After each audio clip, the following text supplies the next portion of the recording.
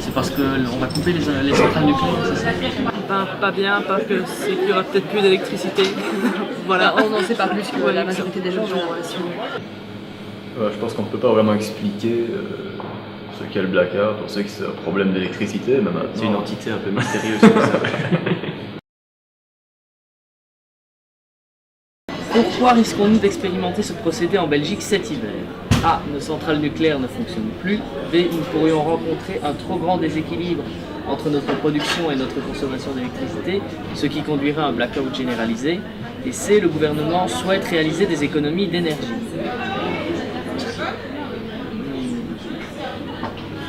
On va avoir plusieurs réponses ou bien il y en a qu'une? Combien de centrales nucléaires se trouvent en Belgique? 5, 3 ou 2? C'est la 3. Ah, c'est la 3. C'est la Il y en a 3.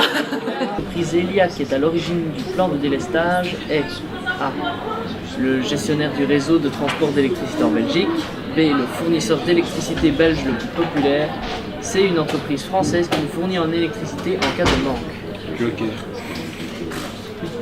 Alors là, je n'en sais rien du tout.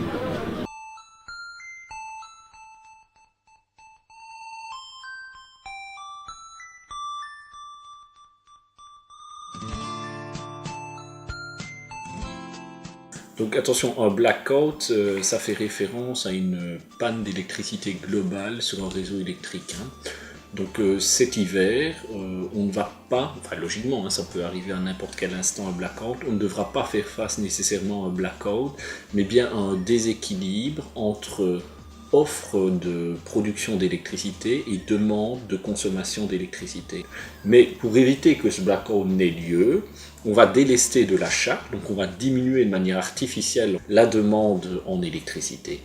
Et donc on n'aura pas affaire à du vrai blackout, mais à des blackouts plutôt partiels contrôlés. Il y a beaucoup de raisons qui permettent d'expliquer cette situation-là, mais je pense que les principales sont quand même liées à un manque de chance avec notre filière nucléaire en Belgique. Et à ça, s'ajoute le fait qu'il y a eu très peu d'investissements dans de nouvelles centrales en Belgique au cours de ces dernières années. La Belgique compte 2 centrales nucléaires, une située à Doel et l'autre à Tihange. 7 réacteurs nucléaires se répartissent dans ces 2 centrales, dont 4 à Doel et 3 à Tihange. Actuellement, seuls Doel 1, Doel 2, Tihange 1 et Tihange 3 fonctionnent, même si Tihange 3 a récemment subi un incendie. Doel 3, Doel 4 et Tihange 2 sont quant à eux à l'arrêt.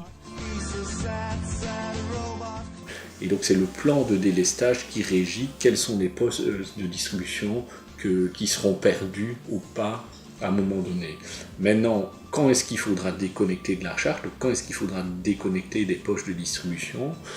Quand la demande en électricité sera supérieure à l'offre, et en hiver, l'inadéquation entre demande et offre arrivera aux alentours de 17h, 17h30, jusqu'à, on va dire, 19h, 20h. Et donc c'est pendant cette zone-là que les gens seront déconnectés, s'il y a délestage. Les centrales nucléaires belges produisent environ 50% des besoins électriques du pays.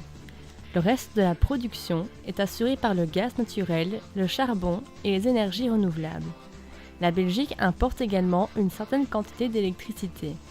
Cette capacité d'importation est limitée à 3500 MW. Les principaux pays dont nous dépendons en matière d'approvisionnement d'électricité sont la France, les Pays-Bas et l'Allemagne. Pour les étudiants, s'ils veulent vraiment activement participer au risque de diminution de blackout, je leur conseille que lorsqu'on annonce blackout, qu'ils organisent une grande fête avec ses amis et qu'ils les invitent tous. Pourquoi? Parce que là, ça veut dire que les gens vont venir à sa fête et ne vont plus consommer individuellement chez eux. Donc on chauffera juste une maison, il y aura juste les lampes allumées dans une maison qui seront là, un seul ordi qui tournera. Donc mon conseil aux étudiants, lorsqu'il y a risque de blackout, regroupez-vous et faites la fête.